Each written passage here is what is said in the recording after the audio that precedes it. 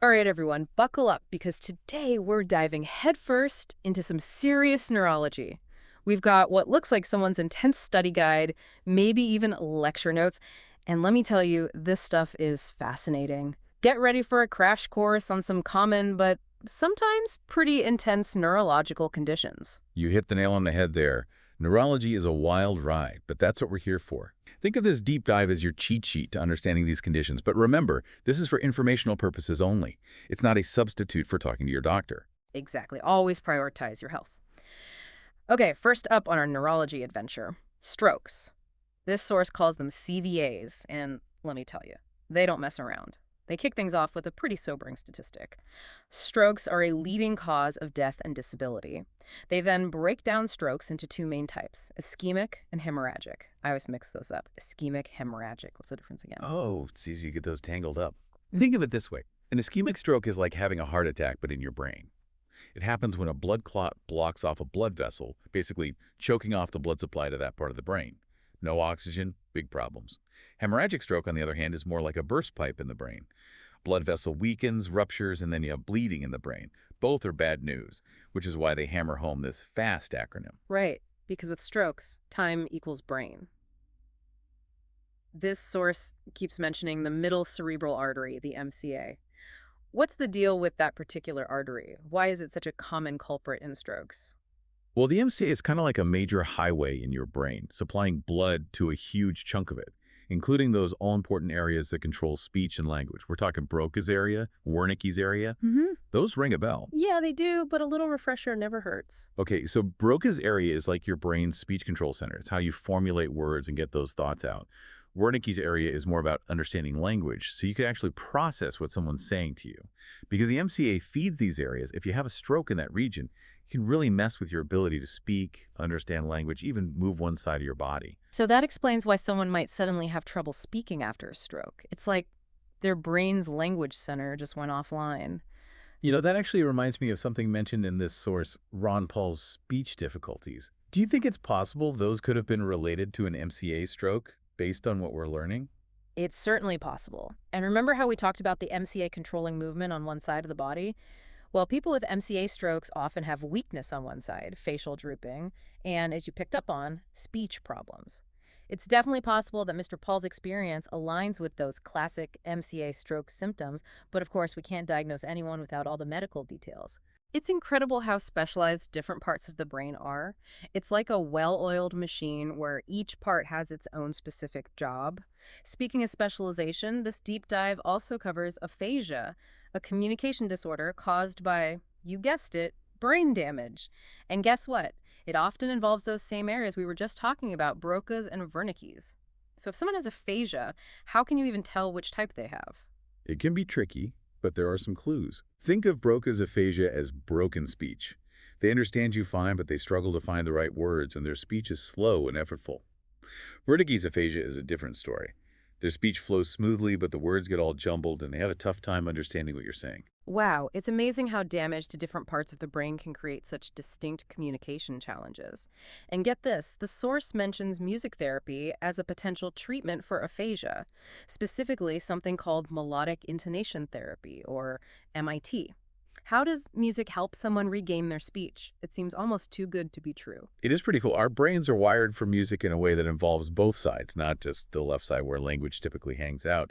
So MIT uses melodies and rhythms to activate the right side of the brain, and that right side can then sort of become a backup singer for the damaged left side. That's incredible. It's amazing how adaptable the brain can be. Okay, moving on from the language centers, the source also talks about Bell's palsy. This one sounds less intense than a stroke, but they say it can still be pretty freaky because it causes sudden facial paralysis. What causes that, and is it permanent? It's definitely less scary than a stroke long term, but yeah, to suddenly not be able to move half your face would be terrifying. Doctors think it's caused by inflammation of the facial nerve, which controls all those tiny muscles in your face. Hmm. And get this, pregnancy can actually increase the risk. Whoa, I had no idea pregnancy could increase the risk of something like that. But it sounds like most people recover completely from Bell's palsy, which is good news. What happens if someone doesn't fully recover, though? In some cases, people might have some lingering weakness or paralysis in those facial muscles. It can make it tough to smile, frown, or even fully close their eye on that side.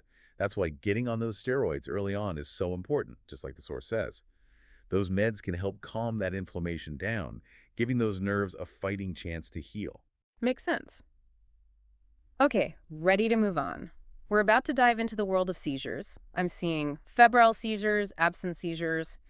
Can you break down the main types of seizures and what makes each one unique? Like, what would someone actually see if they encountered these out in the wild? Absolutely.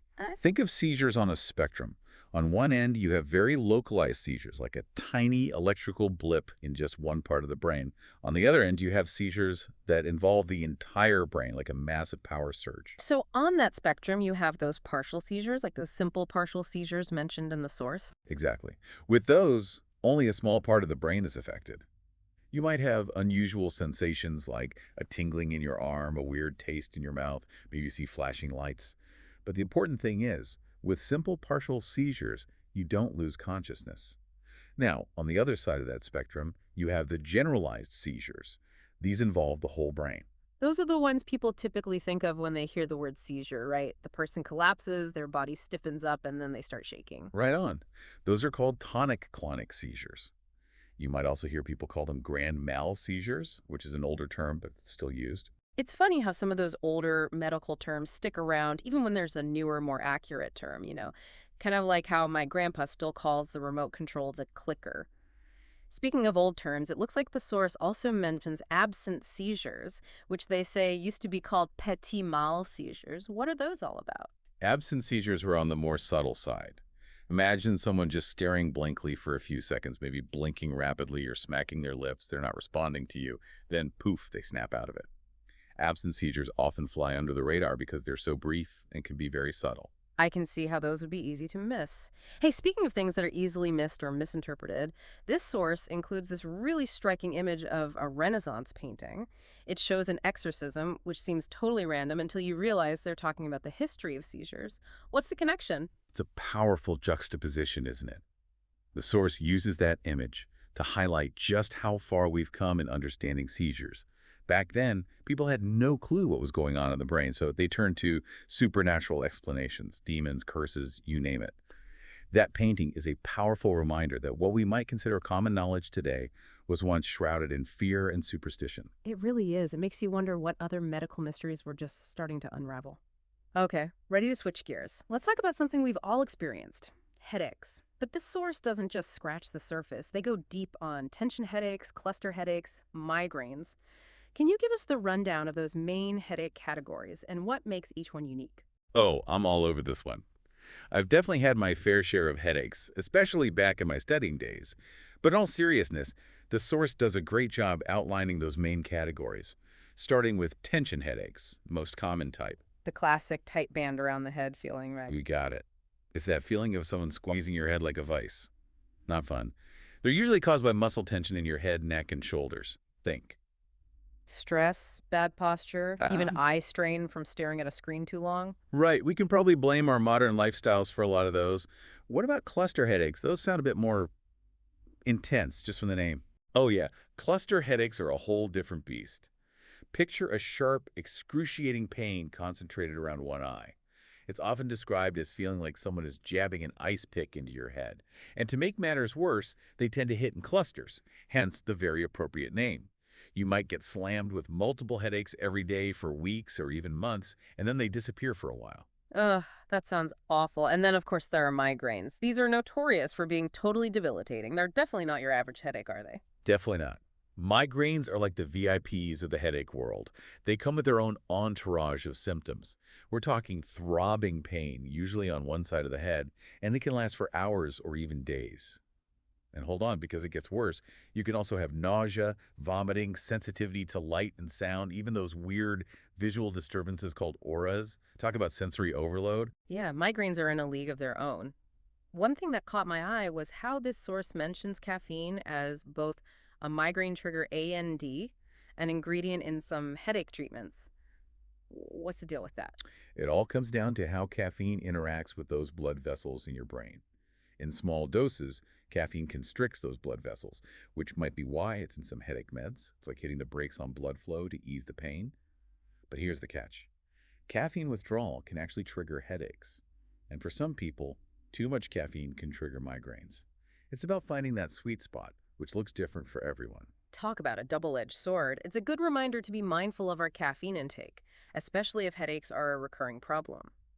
Now, this source also mentions a couple of conditions that sound especially scary: intracranial hematomas and meningitis. Those sound serious. They are nothing to mess with. Let's tackle intracranial hematomas first. It basically means there's bleeding inside your skull. The source focuses on two main types: epidural hematomas and subdural hematomas. Picture your brain like it has its own little apartment with different rooms separated by walls. Okay, I'm picturing it. Okay, so the outermost wall is called the dura mater. An epidural hematoma is like a burst pipe between that outer wall and your skull. It often happens with a head injury that tears an artery, and that causes a very rapid buildup of blood. And that's where that scary talk and die syndrome comes in. Yeah, unfortunately. With these arterial bleeds, things can go downhill very quickly. Someone might seem fine right after the injury, but then deteriorate rapidly as that pressure builds up inside their skull. That's why it's so critical to know the signs of a serious head injury and get help immediately. Absolutely. Every second counts in that situation. So what about subdural hematomas? What's the difference there? Subdural hematomas are more like a slow leak between the dura mater, that outer wall, and the next layer in, called the arachnoid mater. These bleeds usually involve veins, which are slower than arteries, so they tend to develop more gradually. But that doesn't mean they're not dangerous. Got it. So even if it's not a gushing wound, that slow and steady bleeding can spell trouble for the brain.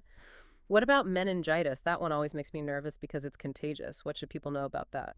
Meningitis is all about inflammations of the meninges, those protective membranes that surround your brain and spinal cord.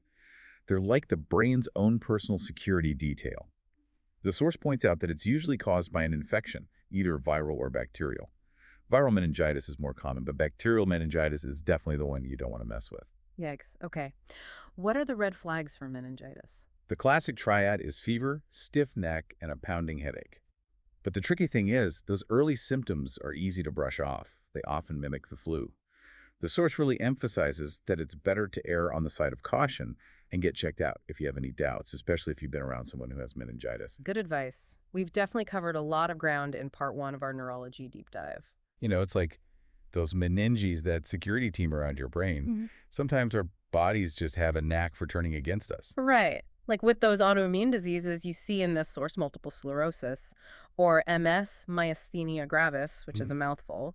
And then there's this whole other category of neurodegenerative diseases, which sounds scary. Yeah. Neurodegenerative diseases are no joke. Unfortunately, they're often chronic and progressive. The source mentions Alzheimer's disease, which I'm sure most people have heard of. That's the most common type of dementia, right? Yeah, Alzheimer's is definitely something people worry about as they get older. I always get Alzheimer's and dementia mixed up, though. Are they the same thing? Yeah, that's a really common point of confusion. Think of it this way. Dementia is like an umbrella term, and Alzheimer's is just one specific type of dementia. Dementia basically means a decline in cognitive function, like memory loss, trouble thinking clearly, problems with language, even personality changes. Alzheimer's just happens to be the most common cause of dementia. Oh, that makes a lot more sense. So Alzheimer's is just one type of dementia. What other types does this source mention? They mentioned something called Lewy body dementia, which caught my eye. It involves these abnormal clumps of protein that form in the brain.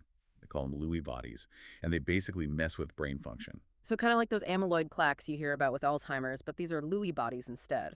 You got it. Both conditions can cause those typical dementia symptoms like memory loss and confusion. But Lewy body dementia often has some unique features, especially early on. We're talking things like fluctuating attention, visual hallucinations, even movement problems that resemble Parkinson's disease. Interesting. So those tiny protein clumps can really change how someone experiences the world. You mentioned Parkinson's, which reminds me, this source has a whole section on movement disorders. What's actually happening in the brain with something like Parkinson's? Well, Parkinson's disease is all about dopamine. It's a neurotransmitter, so it acts like a messenger in the brain, and one of its big roles is controlling movement. Now, deep inside the brain, there's an area called the substantia nigra. Think of it like the dopamine factory. But in Parkinson's, the cells in that factory start dying off, which means less and less dopamine is being made. So it's like the brain's dance floor, but the music's slowly fading because the DJ, dopamine, is missing in action. Love that analogy. And as that dopamine music fades, people start experiencing those classic Parkinson's symptoms, the tremors, the stiffness, the slow movements. It's amazing how much we depend on those tiny chemical messengers just to move through the world. This source also mentions Huntington's disease, which I don't know much about. How's Huntington's different from Parkinson's? They both involve movement, right? They do both involve movement, but there's a key difference. Huntington's disease is genetic, meaning it's passed down through families. And while Parkinson's primarily affects movement, Huntington's is a bit of an overachiever. It affects both movement and thinking. So it's a double whammy, impacting both the body and the mind. Exactly. And those cognitive symptoms, those thinking and memory problems, can actually be some of the earliest signs. Someone might start acting differently. Their mood might change. They might have trouble concentrating. As the disease progresses, those cognitive problems worsen, and then you start to see those movement problems, involuntary jerking or writhing movements called chorea. Korea. It sounds kind of graceful. I know, right? But unfortunately, those movements are involuntary and disruptive, making simple tasks difficult. And in the later stages, people with Huntington's can develop severe dementia. That's heartbreaking. Okay, let's shift gears a bit. Let's talk about multiple sclerosis, or MS. I know it's an autoimmune disease, but what's actually happening in the body with MS? Imagine your nerves are like electrical wires, and they're coated in this protective layer called the myelin sheath, which acts as insulation. In MS, your immune system gets confused and starts attacking that myelin, which causes inflammation and damage. So it's like the insulation on those wires is getting stripped away, causing all sorts of problems with those electrical signals. Exactly. That's why the symptoms of MS are so varied. We're talking fatigue, numbness, muscle weakness, problems with balance and coordination, even vision changes. It all depends on which nerves are affected. Wow, one disease can cause so many different symptoms. That must make it really hard to diagnose. You're right. It's often called the disease of 1,000 faces. Diagnosing MS can be like solving a puzzle because the symptoms can mimic so many other conditions. Okay, before we move on to those other autoimmune conditions you mentioned, I have to ask about ALS, also known as Lou Gehrig's disease. It's such a devastating disease. It really is. ALS targets those motor neurons, which are the nerve cells that carry signals from your brain to your muscles, telling them to move. In ALS, those motor neurons start dying, and those signals don't get through. So it's like the communication lines between the brain and the muscles are being cut one by one. What are the early signs? Well, early on, someone with ALS might notice muscle twitches or cramps. They might feel weak, especially in their arms and legs, and they might start having trouble doing things they used to do easily. Just thinking about losing the ability to move your arms and legs, that must be so hard. It is. And sadly, as ALS progresses, the weakness spreads and worsens, eventually leading to paralysis. One of the most difficult things about ALS is that it doesn't affect the mind the same way. People's minds stay sharp, even as their bodies betray them. It's like being trapped inside your own body. Okay, so we've talked about neurodegenerative diseases. Let's get back to those autoimmune conditions you mentioned, starting with myasthenia gravis. It sounds like something out of a medical drama. It's definitely a mouthful. Basically, myasthenia gravis is a communication breakdown between your nerves and muscles. Another condition that messes with that brain-muscle connection. How is it different from ALS? With ALS, those motor neurons are actually dying off, remember? But with myasthenia gravis, it's like those nerves are trying to send a signal, but the muscle just isn't getting the message. It's because the immune system is attacking the connection points on the muscles, those receptors that receive signals from the nerves. So the signal gets lost in translation. It's not the nerves or the muscles, it's that connection between them that's the problem. That's it. And because that communication is all messed up, people with myasthenia gravis experience muscle weakness and fatigue. They might have trouble with eye movements, facial expressions, chewing, swallowing, even talking. So someone with myasthenia gravis might have trouble making eye contact, smiling, or even holding their head up. Exactly. And here's another clue. The weakness usually gets worse with activity and improves with rest. Imagine you have myasthenia gravis, and you're trying to have a conversation. The more you talk, the weaker those facial muscles get. It's like your own body is working against you. That sounds incredibly frustrating. We've covered myasthenia gravis. Now let's talk about multiple sclerosis. Yeah, MS, that myelin sheath is so important, acting like insulation around those nerves. And with MS, it's like your immune system gets its wires crossed, attacking that insulation and causing inflammation, disrupting those nerve signals. Like those old holiday lights, one faulty bulb can make the whole string go haywire. And we were talking about those symptoms being all over the place: fatigue, numbness, weakness, even vision problems. What's the prognosis for someone with MS? Is it something they can manage? That's the million-dollar question. And the tricky part is there's no one-size-fits-all answer. MS is unpredictable. Some people might have mild cases, long periods where they feel almost normal, while others have a more progressive decline. I bet that uncertainty is really tough to deal with, knowing your body could turn against you at any time. Well, hopefully research will find some answers. This source also goes into the mental health side of things, which is just as important as the physical stuff. Couldn't agree more. The brain and the mind are inseparable. This source covers a range of anxiety disorders, panic disorder, social phobia, PTSD, even OCD. It's a lot. It is. What's the common thread between them all? What's happening in the brain with these anxiety disorders? Basically, anxiety disorders happen when the brain's danger detection system goes into overdrive. That fight or flight response, your body's way of dealing with threats, it's hardwired into us thanks to evolution. So, like our ancestors running from saber-toothed tigers, except now it's deadlines and traffic jams. You got it. Your brain releases these stress hormones that get your heart racing, your palms sweating. Helpful if there's a tiger, but with anxiety disorders, your brain is basically hitting that panic button when there's no real danger, at least not to that degree. So how do these different anxiety disorders in the source differ? They all involve excessive worry and fear, but what makes each one unique? Let's take panic disorder. Imagine you're going about your day when, bam, out of nowhere, you get hit with this wave of intense fear. Heart's pounding, can't breathe, you feel like you're going to pass out, maybe even die.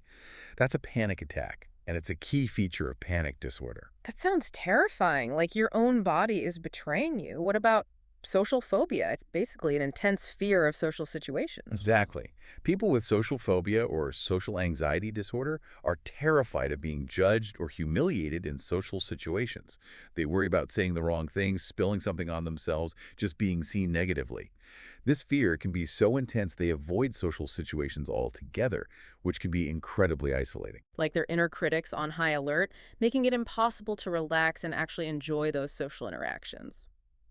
Okay, PTSD, post-traumatic stress disorder. That one's associated with veterans, but it can stem from any kind of trauma, right? You're right. PTSD can affect anyone who's lived through a traumatic event, a car accident, a natural disaster, assault, witnessing violence. It's like their brain gets stuck in this trauma loop, replaying those terrifying memories over and over. So they might have flashbacks, nightmares, even feel like they're reliving the trauma. Exactly. And it's not just the memories. People with PTSD are often on edge, easily startled, quick to react to anything that seems like a threat. It's like their brain is constantly scanning for danger, making it really hard to relax and feel safe. Like their fight or flight response is stuck in the on position. Okay, what about OCD? Obsessive compulsive disorder. Intrusive thoughts and then the compulsive behaviors, right? Right. With OCD, you have those unwanted, intrusive thoughts. Yeah. The obsessions like those unwelcome house guests you can't get rid of. They might be about contamination, needing things to be just so, even harming themselves or others, even though they don't actually want to do those things. Yeah. Then you have the compulsions, which are those rituals or routines people feel like they have to do to try to quiet those obsessive thoughts. So it's like this vicious cycle. The obsessions fuel the compulsions, which then reinforce the obsession. Exactly, trying to outrun your own shadow. Someone with OCD might wash their hands over and over, arrange things in a very specific way, repeat words or phrases in their head, all to quiet those thoughts. Sounds exhausting and probably easily misunderstood. Along with anxiety, the source also mentions depression, which is a whole other thing. It's so common but often dismissed as just feeling sad. Depression is way more than just feeling down. It's that deep sense of hopelessness, losing interest in things you used to love. And often, it comes with physical symptoms too, feeling tired all the time, changes in appetite or sleep, even aches and pains. We don't have all the answers, but research suggests those neurotransmitters in the brain are out of whack. Like those neurotransmitters we talked about with Parkinson's, but instead of messing with movement, it's affecting your mood, your motivation. Exactly. It's like your brain's internal pharmacy has gotten its signals crossed, and those happy pills aren't being dispensed correctly. We really do rely on those tiny chemical messengers for our well-being. We've got one last condition on our list, schizophrenia. Can you shed some light on what schizophrenia actually is? Of course. Schizophrenia is a chronic mental disorder that affects how someone thinks, feels, and behaves. It's often marked by these episodes called psychosis, where a person loses touch with reality. What does that actually look like, though? What are the signs? One hallmark of psychosis is hallucinations, sensory experiences that aren't real, hearing voices, seeing things that aren't there. It's like the brain is playing tricks on you. I've also heard the term delusions used with schizophrenia. Right. Delusions are those false beliefs that someone holds on to really strongly, even when there's evidence to the contrary. They might believe they're being persecuted, that they have superpowers, even that they're being controlled by outside forces. So schizophrenia can show up in so many ways, affecting not just thoughts but also senses and how someone views the world. It's like they're experiencing a different reality. It's true, and that's why it can be such a challenging disorder for both the person living with it and their loved ones. It's crucial to remember that schizophrenia is a real, complex brain disorder, not a weakness or a character flaw. Well said. It's about understanding, not judging. Wow, this has been quite a journey through the world of neurology. We've covered strokes, seizures, dementia, movement disorders, autoimmune conditions, even those complex mental health challenges. It's amazing to think this is all happening within the 3 pounds of matter we call the brain. It really is mind-blowing. The more we learn about the brain, the more we realize we don't know. But this incredible organ is at the heart of everything that makes us human. Our thoughts, emotions, movements, our very essence. Could have said it better myself. That wraps up our deep dive into neurology. Knowledge is power. And the more we understand how our brains work, the better equipped we are to take care of them. Until next time, keep those brains buzzing.